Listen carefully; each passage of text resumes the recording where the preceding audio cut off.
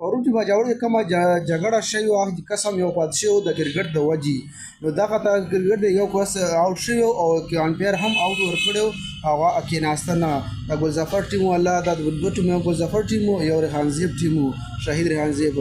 نو دا ګلظفر ټیم کس آوټ شوی هو دا بیا کېناسته نه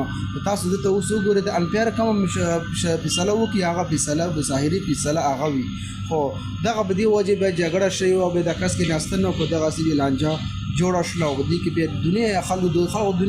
دنیا خلکو که نه خو به جګړه او دغه میچ هم ونه شولو او دغسې یو کس وفات شولو دې کرکټ ته وجې نو دغسې نن سبا سیاست هر شي د سیاست راغلی دی جګړه هر شي کې نن سبا خلک سیاست استعمالوي نو دغسې هم داسې بوډاګي هم آوټ نه منلو نو دغه ما فیصله کومه چې بوډاګي آوټ نه منلو داسې ګلظفر هم آوټ نه منلو او دا کس کې آوټ او بیا چې کوم فیصله وکړي هغه فیصله به ظاهري فیصله وي که نه او دا ونه منله په دغه فیصله وه چې بیا بس لانجه جوړه شوه لانجه بس دا کس پکې وفات شو د پجوړ کې خو دغسې هر شي کې سیاست نو دی بهر کله خیریږي نو زه ټول پاکستان کې هر چا داسې خلک هر څه خبره د سیاست ته وړي د سیاست ته وړل خبره نه ده پکار ځکه چې دغسې حالات دی نو ډیزر به د ژوند نه خلاصېږي